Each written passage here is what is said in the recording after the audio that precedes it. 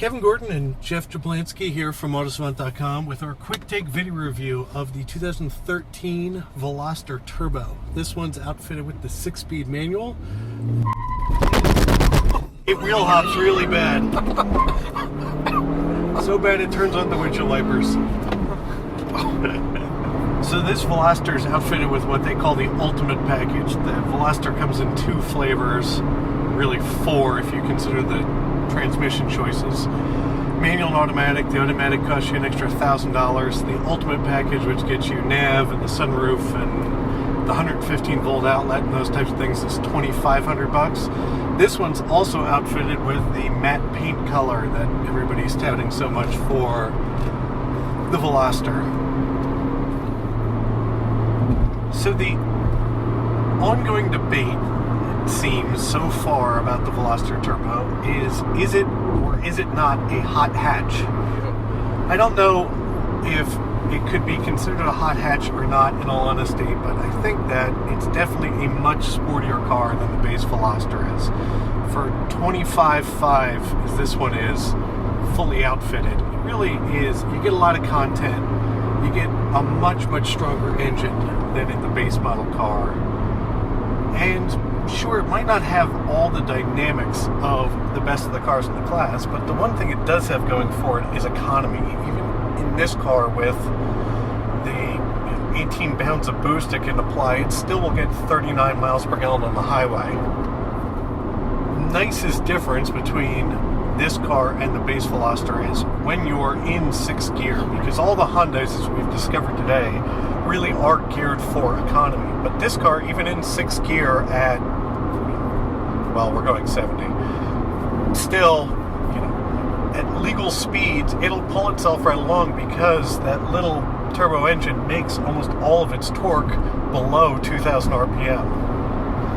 Other accents that set the Turbo apart from the base Veloster include the biggest grille that you can get per car of any car out there, the 2 large cannon-tipped exhausts that are center-mounted in the back, bespoke interior accents. This one's got the white highlights on the bolstered seats, as well as big Turbo logos that are between your shoulder blades. The only real noise difference you get in this compared to the base car is, at about 2,700 RPM as you get into it, and the turbo builds boost, you get a little bit of a wastegate flutter and a little bit of turbo whistle, but beyond that, it is probably, in all honesty, too quiet for something that looks as sporty as it does on the outside.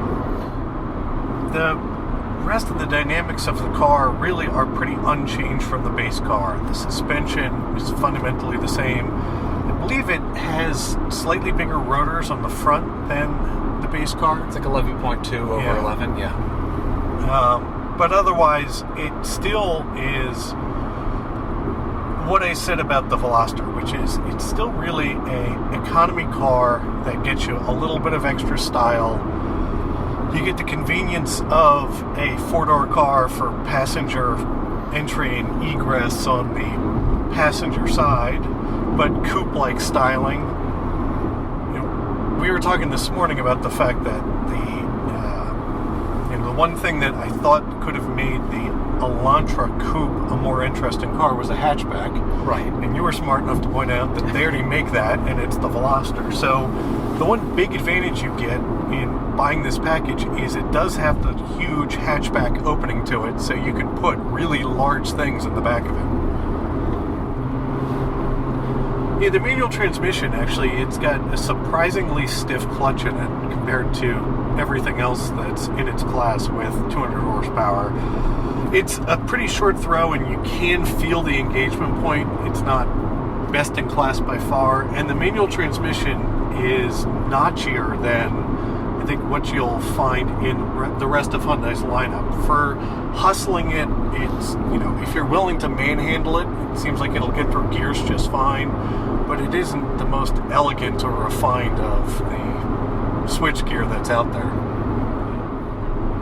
One important note that I figured out was it might have the longest pull telescoping steering wheel of any of the economy cars, which for driving like my preference, it's actually a really nice feature. You get into a good driving position as far as distance to the steering wheel and distance to the pedals.